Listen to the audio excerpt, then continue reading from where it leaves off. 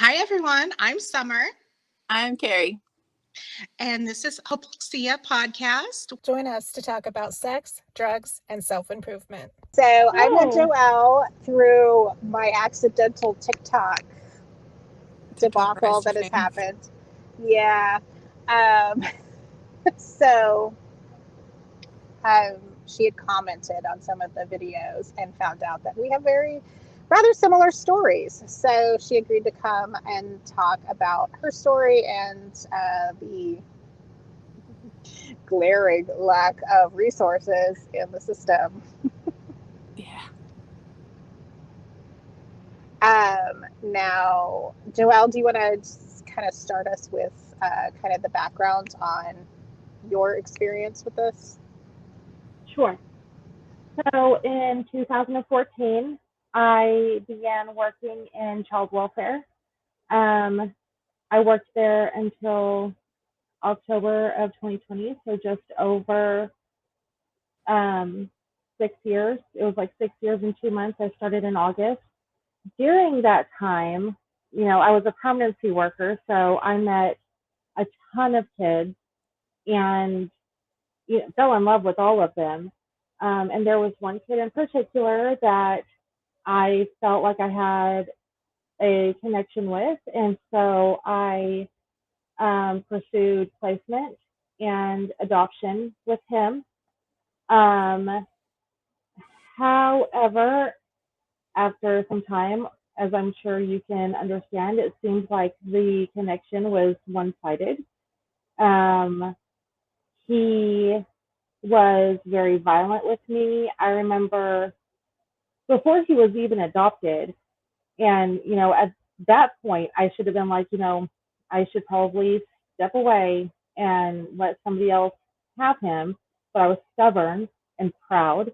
Um, anyway, before adoption, I remember him grabbing a knife from the kitchen and threatening to stab me because I found a credit card of mine that he had stolen. Um, Now it was a credit card that I had canceled, and I just never got around to throwing it away. And so the conversation was like, you can't be doing stuff like this. Like, I don't care what it is that you're taking. Like, it's not appropriate. Things like that. And he lost his shit and went to the kitchen and grabbed a knife and threatened my life with it. And that kind of behavior continued for the 2.5 years that I had him. Um, let's see, at one time he tried to light me on fire. Um, I would wake up and he'd be standing over me in my room. Um, and he'd run away a lot, and the cops would have to go look for him, and they'd pick him up and be like, "Well," he'd be like, "Well, I run away because my mom's abusive to me." And my husband would be like, because my husband did not adopt Joseph. We got married after the adoption. Um, but he would be like, "This is a domestically violent relationship, but my wife is the victim. Like, the child is not the victim, it's my wife." And, DHS was in and out of our home, never really offered any help. Um, because I assume it's because I was a DHS worker and I should have known what the resources were. However, when you're in the thick of it and it's chaos all the time and all you're doing is putting out fires as opposed to like trying to build your life and move forward, you kind of like lose focus of all of that. So the last night that he was in our home, he had ran away the night before. We had to go to court. We had juvenile court because, let's see, this was in February. In the previous September, he had stole a truck and was driving south of town and wrecked it. And so he was involved with the juvenile system as a result of that. So we had to go to court for that. We came home. DHS showed up I knew they were coming. And after they left, he ran away again. The sheriff's office picked him up because we live outside of town. The sheriff's office picked him up and then wound up keeping him for 3 weeks in juvie because the judge got sick, and then he rescheduled the hearing about him running away. And it was at that point that I was like, my life is so peaceful without having to constantly worry about what's going to happen to me or my husband or my stepkids, who, I mean, I consider them my kids, but legally they're my stepkids. Not having to worry about our safety at all because the threat was gone from the home. And so at that point, I contacted my attorney and was like, so I need you to go to court with me because I'm not bringing him home. It's not happening. And so she went into court with me and she was like, you cannot charge her with abandonment because of all of this going on. And the judge was like, okay, we'll take him into custody. And like, that was it. I mean, he still tries to contact me, obviously, but I don't answer the phone, or if I do, if I am not paying attention and I answer the phone, and I hear that it's him, I hang up. So do you know why he's trying to contact you? Like what his motivation is? My counselor, so I was in counseling for the entirety, just about, because of all the trauma and everything. And she suspects that it is because I'm kind of like the victim that got away, I guess. Like he's kind of hyper focused on me because he didn't get to fully accomplish everything that he wanted to here. And I'm not entirely sure about that. I do know that every time I hear from him or anything about him, I have a traumatic response to that. We were in family counseling together, and the day that he ran away, actually, we had a family counseling session, and he lunged at me in the counselor's office. And it was with his counselor, not mine, because I wanted to ensure that he felt comfortable talking and trying to work through whatever issues we were having. So he lunged at me, and I instantly dissociated. And I was gone for like 5 minutes. Apparently his counselor tried everything to get me back, and it didn't work. So how old is he? He is 15 now. How old was he when all of that was happening? So he went into custody at 9. He came into my home at 11, and then he left my home right before he turned 14. So did you have I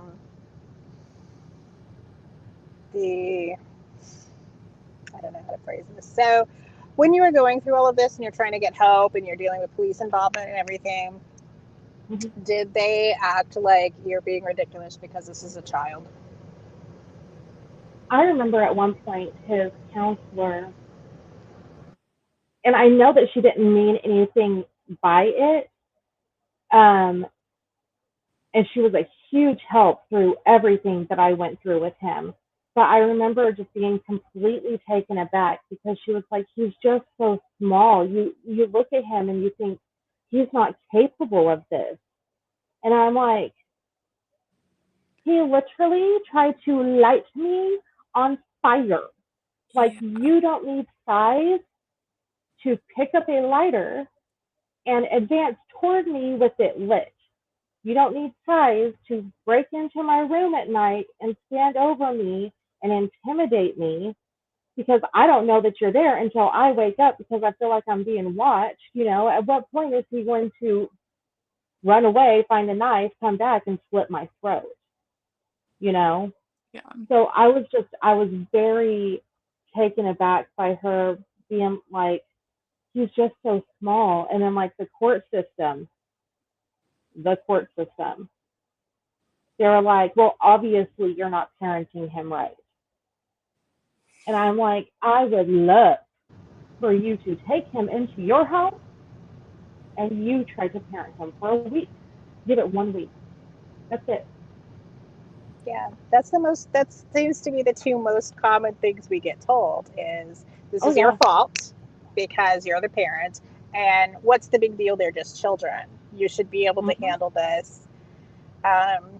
Which, I mean, okay, fine if they're 4, but when I've got a kid that's the same size as me, what am I supposed to do, right? Like, and my daughter was coming up with weapons. I don't even know where she got them.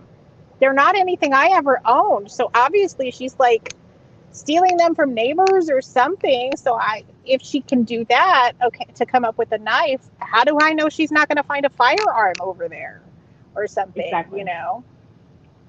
Exactly. Now my kid, he was small for his age, significantly so. He was probably the size of an 8 or 9-year-old. However, there are still things that you can do despite your size. Yeah, like him breaking into your room, like anything can happen when you're asleep. Like you don't have to be a certain size, certain age to be able to inflict harm when someone's asleep. Right. Like the first time my daughter tried to kill me, she was poisoning me by putting boric acid in my drinks. You can do that at any size. Yeah. Exactly. And I know that my kid would have done that had he thought of it. There's no doubt in my mind. I remember I took him to get a psychological evaluation. He was diagnosed with numerous things. The one thing that stood out the most was childhood antisocial behaviors. And during the review of it, because the doctor that I used, like she would meet with me, meet with him, and then she'd meet with me again a couple of weeks later just to go over the evaluation and what she found and things like that. And she said, Joell, I am really worried. I worked with her when I was at DHS. Like she was somebody that I used regularly for my clients. So she was like, I'm really worried. I asked him about him trying to light you on fire, and he was just like, yeah, I did that. Like, no big deal. Yeah, it happened. And then she said, do you have a gun in the house? I said, I live in Southeast Oklahoma. Of course I have a gun in the house. She said, get it out now. She said, I don't care if it's locked up. I don't care if it's like in a fingerprint box. I don't care. Get it out of your house now because he will use it against you. Mm-hmm. Yeah, I took mine out of my house too. I had one that it was, honestly, I only had it because it was sentimental. I never ever have shot the thing because it was my grandfather's. Right. And so it was, and so it's just sentimental. And I had to get it out of my house too. It's because you don't know what they're going to do with it. When somebody's threatening to slit your throat while you're asleep and steal your vehicle to leave, I don't really think they're going to hesitate to use a firearm, given the opportunity. Exactly. And I had a similar conversation with a therapist at the outpatient clinic. I'm trying to remember. There's been so many hospitalizations. So I think it was after the first residential stay when she came back, and then of course they came. That facility was really amazing with documentation, and so the outpatient clinic got a lot of information, which was not the case when she came out of other facilities. And so doing that and their eval, and then I have no idea what she said to them after when they talked to her, but she called me into the room and I asked her to step outside, and she looked at me, and I'd never seen this look on this woman's face before. And she says, I need you to understand how much danger you and your family are in. She said, I don't think it's possible to overstate this. And you need to do something or somebody's going to end up dead. And she actually said, that what did she say? She is on the trajectory that is typical of a serial killer. And yeah, she is actually the first one that used the term psychopathy with me and was like, look, and this is really where I started understanding the genetic component, and that, psychopaths are born, sociopaths are made. Prior to that, I was under the misconception that it's basically the same thing and the two words are interchangeable. So, we had to switch. She's like, you've been approaching this from a trauma-informed direction, which makes sense, because of your experience and everything, but that's not who she is, and that's not where we are. And if you keep doing that, you're going to die. So yeah, she was the first one to actually be really direct with me about that. And that was rather conflicting because I had just had that moment. That stay was 3.5 months, something like that. That was her first residential stay. And so I had that moment that you had of realizing when they're not here, things are smoother. I'm not terrified, I'm not on edge all the time. Like, everybody is in a better place. And so I was already conflicted about that. And then here I'm being told, like, she has to come home with you. And guess what? She wants to kill you. But I cannot say that I, realized that and made that decision then. I still hung on for another year trying to make it work until we got to the point of she is making threats directly to facility staff. So if you come pick her up, child welfare is still getting involved because now you're not protecting your other kid.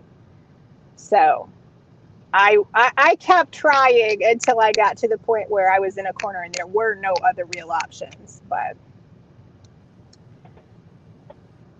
when I had my kid, he actually had 3 different inpatient stays. And so the first one was about an hour and a half away from me, and he was there for a month and a half. The second one was about 2.5 hours away. He was there for about 2.5 months.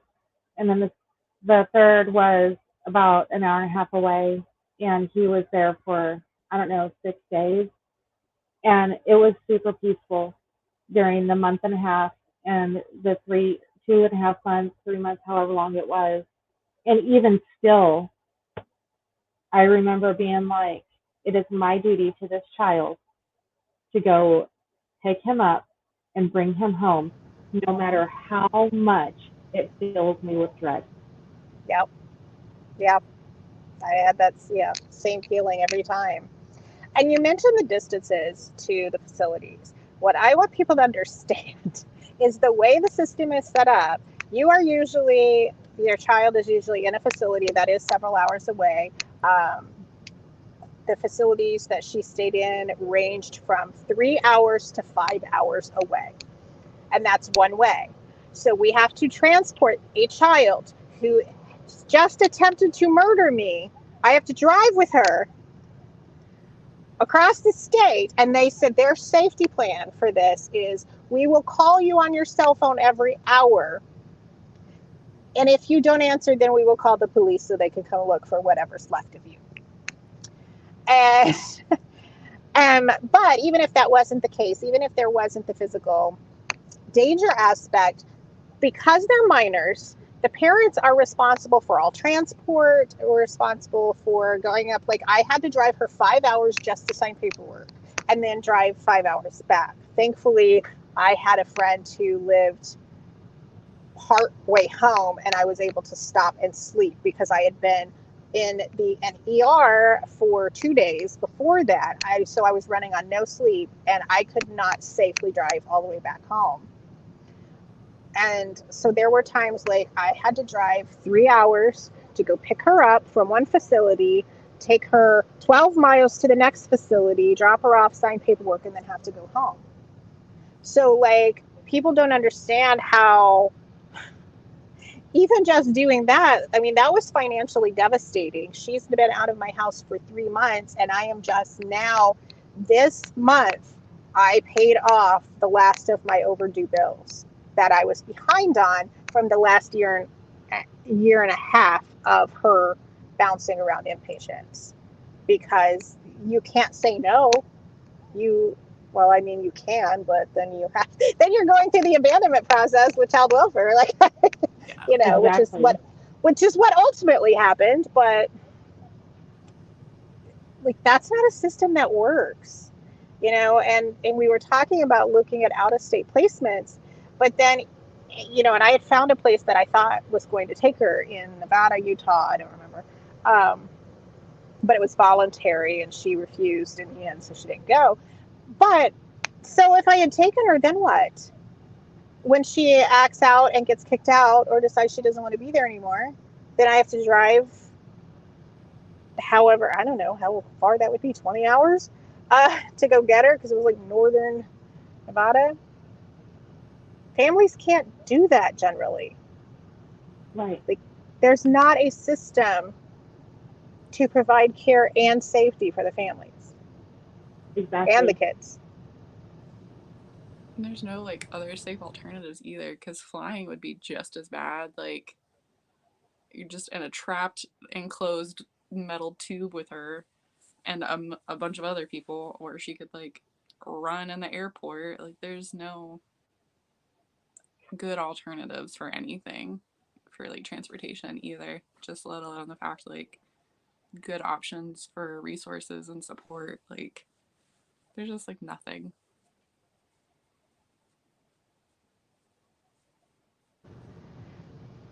Why? That's the question. Like, because I accidentally did this whole TikTok thing, right? I did one video thinking the same 12 people that always watch them and answer was going to see it, and nobody else. So I intended on, because I recorded that.